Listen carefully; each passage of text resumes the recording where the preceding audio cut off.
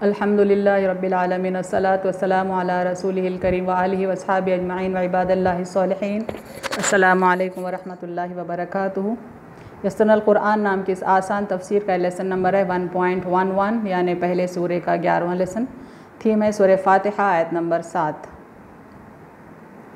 Topics کورڈ اس طرح سے ہیں: لفظی ترجمہ، تفسیر، اور اس کے بعد ایکنالجمنٹ، کنکلوژنز اینڈ ریفرنسز۔ اعوذ باللہ من الشیطان الرجیم، بسم اللہ الرحمن الرحیم۔ صراط الذین انعمت علیہم غیر المغضوب علیہم ولا الضالین۔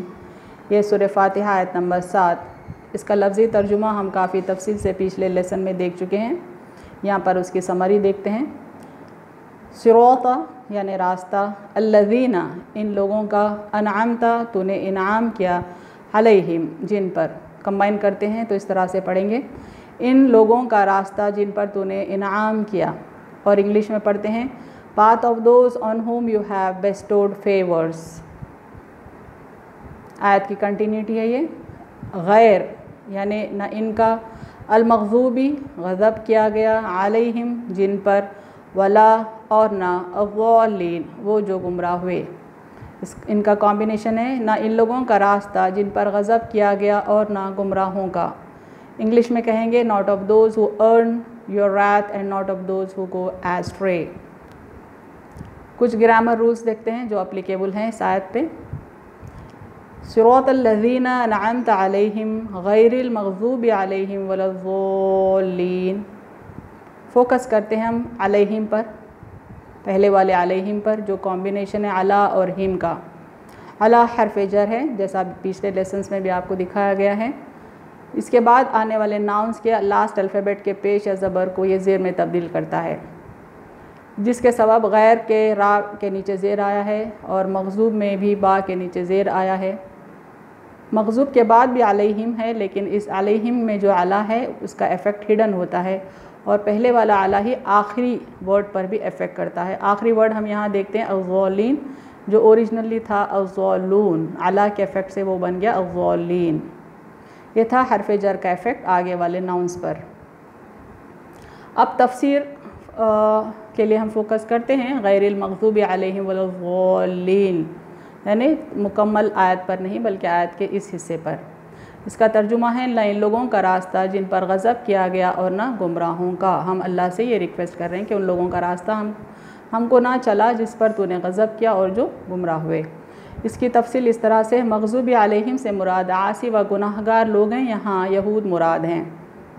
عموماً گناہگار لوگوں کو مغضوب کہتے ہیں، لیکن یہاں پر بالخصوص اسپیشلی یہود مراد ہے، یہود یعنی جیوز۔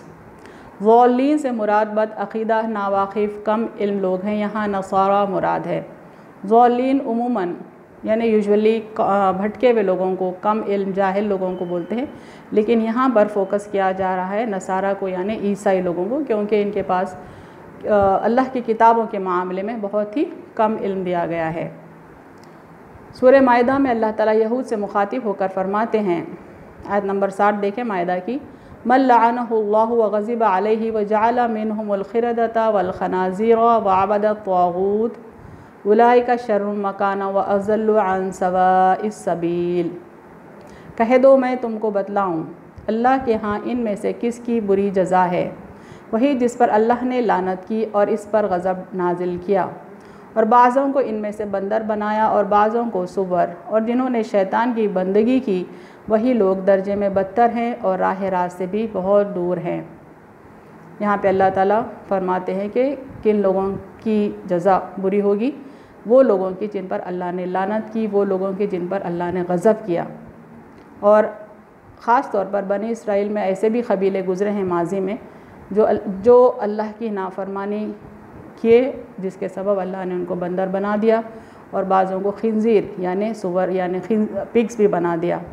اس کی اہم ترین وجہ یہ تھی کہ انہوں نے شیاطین کی بندگی کی تھی، شیطان کی بندگی کی تھی۔ شیطان جو راستہ دکھاتا ہے اس راستے پر انہوں نے چلا تھا اور اللہ کی نافرمانی کی تھی۔ اللہ کے پیغمبران اسلام کی بھی وہ نافرمانی کیے تھے، اور اللہ کی نظر میں وہ لوگ بدترین لوگ تھے، اور راہ راستے بھی بہت دور نکل چکے تھے، صحیح راستے سے ان کو دور تک کا بھی واسطہ نہیں تھا۔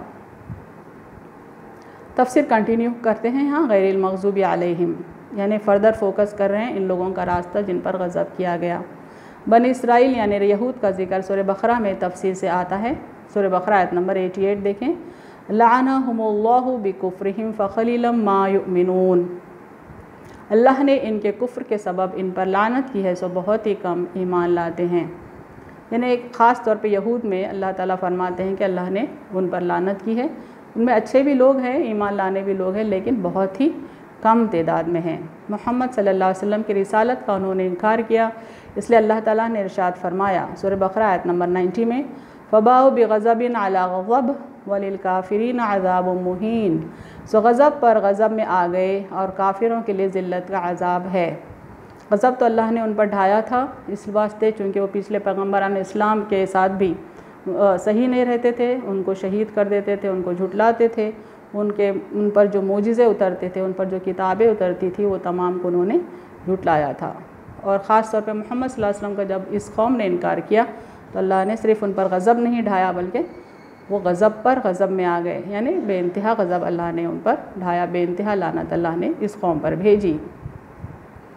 لعن الذین کفروا من بنی اسرائیل علی لسان داؤد وعیسی ابن مریم ذالک بما عصوا وکانوا یعتدون، سورہ مائدہ آیت نمبر 78 ہے۔ بنی اسرائیل میں سے جو کافر ہوئے ہیں ان پر داؤد اور عیسیٰ ابن مریم کی زبان پر لعنت کی گئی، یہ اس لیے کہ وہ نافرمان تھے اور حد سے گزر گئے تھے۔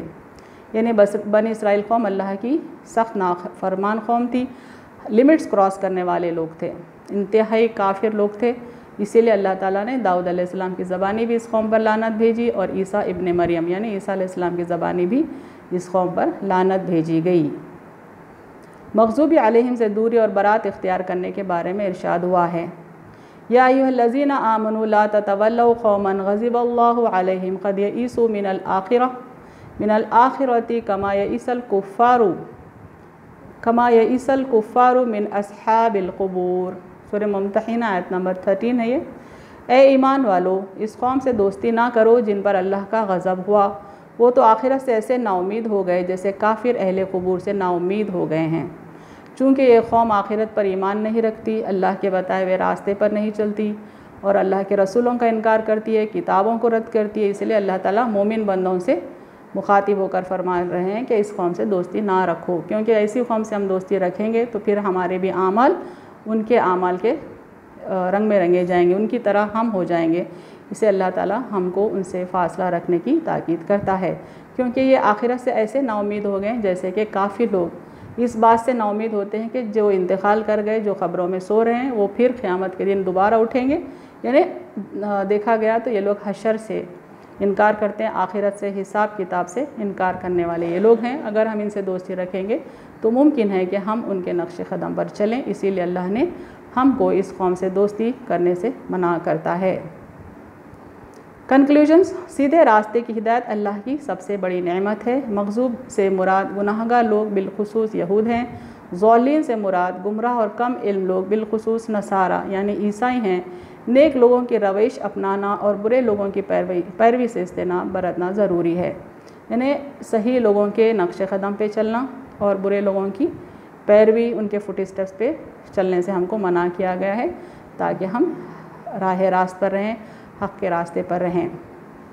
آیت کی مزید تفصیل ہم آگے کے لیسنز میں دیکھتے ہیں، اب یہیں پر اپنی بات کو ختم کرتی ہوں۔ وآخر دعوانا ان الحمد للہ رب العالمین۔